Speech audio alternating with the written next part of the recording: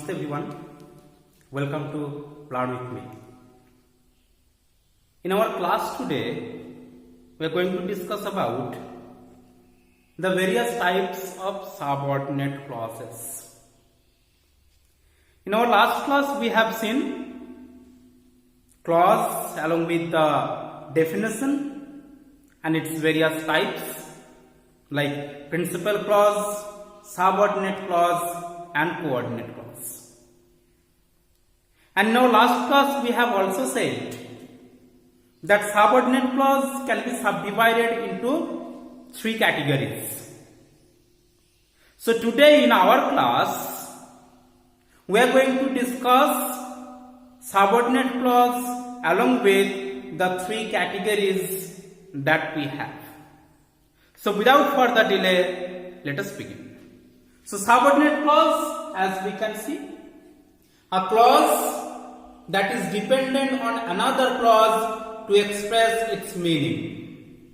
That means subordinate clause are dependent clause. Subordinate clauses cannot express their own meaning independently. Rather, they have to be dependent on another clause to express their meaning. So with this example that we have here, let us try to know what a subordinate clause is. So I know where he lives. I know a subject and a predicate, and this part of the bigger sentence can express its own meaning. But where he lives, having a subject and a predicate, is depending on this part to express its meaning clearly. That's why this second part of the bigger sentence,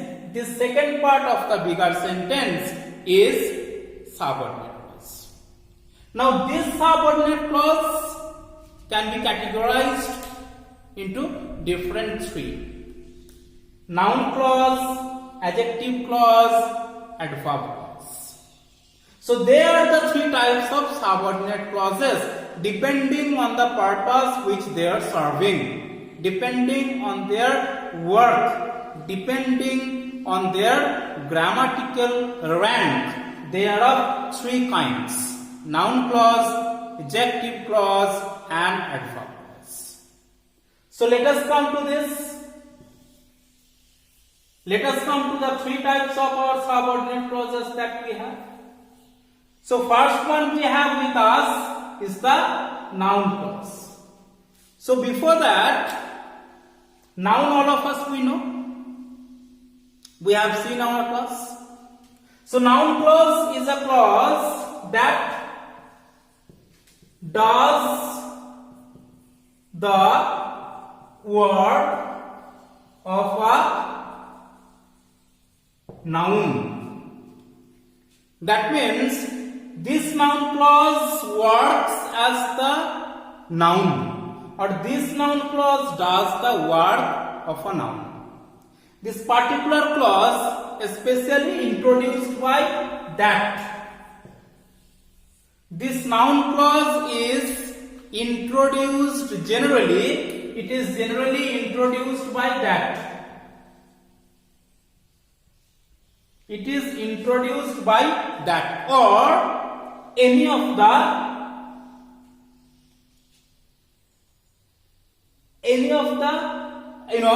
adjectives, interrogative adjectives, or any of the interrogative adverbs like who, then which, etc. So generally a noun clause is introduced by that, or it can also be introduced by adjectives like who, which, etc. So let us have an example of this and let us see whether this clause is working as a noun or not.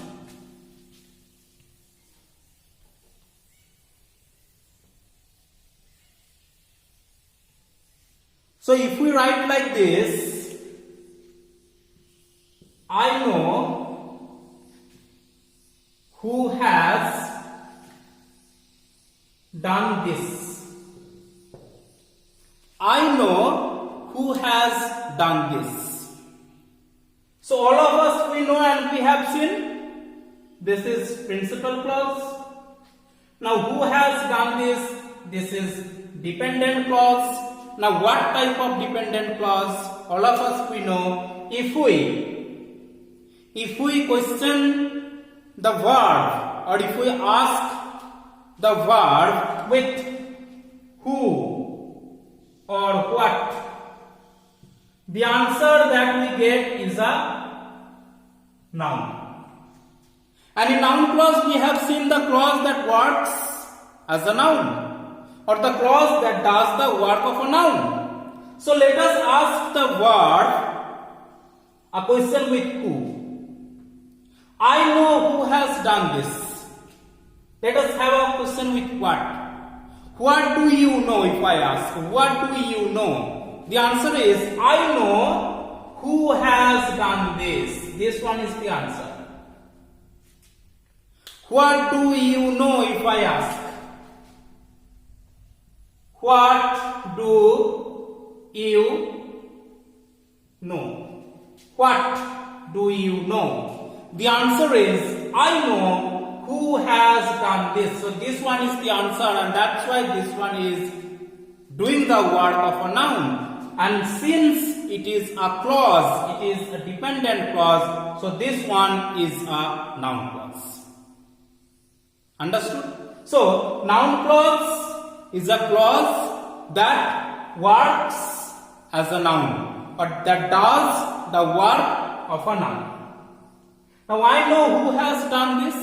We are asking the verb a question with what. What do you know? And we all know that when we ask the verb a question with who or what, the answer that we get is a noun. So the answer that we are getting here, who has done this, when we are asking the question with what to the verb, this is what our answer we are getting. Who has done this? That's why this is working as a noun, and as this is a clause, this is a noun clause. So after this noun clause, in our category we have adjective clause. Now what is the work of an adjective? Before going deep into the adjective clause, an adjective, it qualifies a noun or pronoun. That is the work of an adjective. It qualifies a noun or a pronoun. Now adjective clause is a clause that does the work of an adjective. Adjective clause does the work of an adjective. Now what is the work of an adjective? The work of an adjective is to qualify noun or pronoun. To qualify noun or pronoun. So when a clause is doing the same work, that clause is known as adjective clause. That's why adjective clause is a clause which does the work of an adjective. Now what is the work of an adjective? To qualify a noun or a pronoun. So let us have an example and let us see. If I write the same example as before with little modification, if I write like this, I know the boy who has done this. I know the boy who has done this. So this one, principal clause, I know the boy. The whole thing is principal clause, subject and a predicate, and it can express its own meaning pretty clearly. Doesn't depend on another clause to express its meaning. So it's a principal clause. Who has done this? This one is dependent clause. because this cannot express its own meaning without depending on the principal clause. Hence, this is the dependent clause. Now, whether this dependent clause is working as an adjective or not, that is what we have to see. If it does the work of an adjective, it is definitely an adjective clause. So, we have to remember the work of an adjective. It qualifies a noun or a pronoun. So, I know the boy who has done this. I know the boy who has done this. I know the boy. This is noun. I know the boy, this is noun. Who has done this? So this part is actually talking about, or this part is actually qualifying the noun, that is the boy.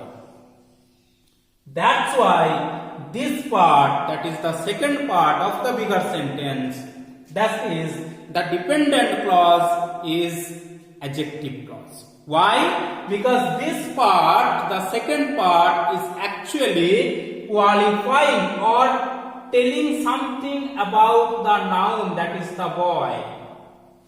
I know the boy who has done this.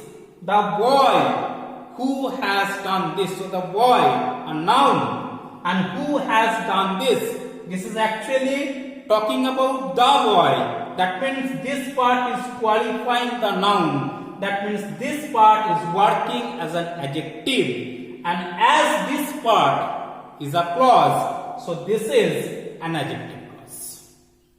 Hopefully it is understood.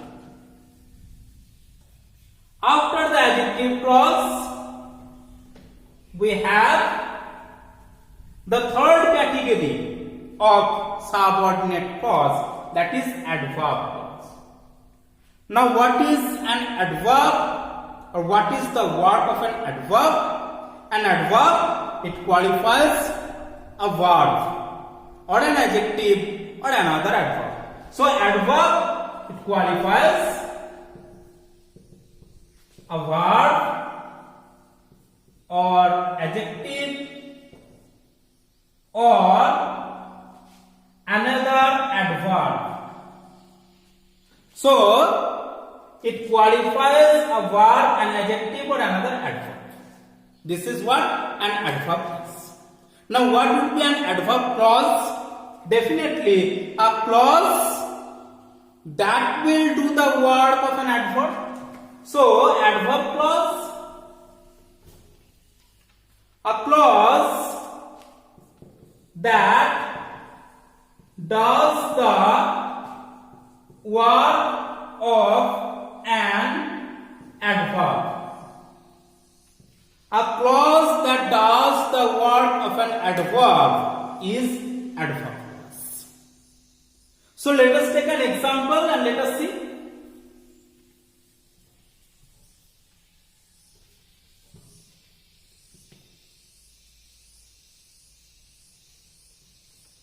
If I write like this, he came when I left the place. He came when I left the place. So the first part, this is he. He. Extremely sorry. So he came when I left the place. So the first part, that is he came, principal clause, and it can express its own meaning. When I left the place, this is depending on this, so this is dependent clause. Now whether this dependent clause is working just like an adverb or not, this we have to see. He came when I left the place. When I left the place, that means it's talking about the time. The time of the action or the work. So that means this is actually an adverb of time, because this is talking about the time of the verb when the action happened. That means he came when I left the place. So when did he come? When I left the place. So this is adding something to the verb, hence this is an adverb. And as this part is a dependent clause, so this is an adverb clause. Once again, he came when I left the place. So when did he come? When I left the place. That means this is all about the time of the action. That means this is adding something to the meaning of the verb. What is it adding? It's adding the time of the actual incident. So that means this is an adverb of time. So when this adverb is also becoming a clause, this is certainly an adverb clause. So we have with us three types of subordinate clauses. The noun clause working as a noun, the adjective clause working as an adjective, the adverb clause working as an adverb. Now as per this adverb clause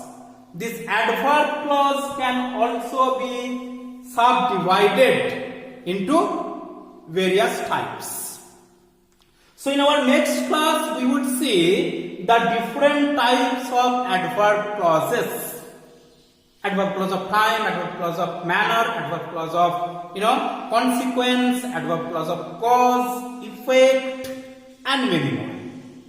So this adverb clause can again be subdivided into different types. So in the next class we would see the various types of adverb clauses. So here we are with the subordinate clause along with the three different types of subordinate clause. That is noun clause that works as a noun, adjective clause that works as an adjective, and adverb clause that works as an adverb. So total three types of subordinate clauses are there: noun clause, adjective clause, and adverb clause. Now this adverb clause can be subdivided into various categories. So we would see it next.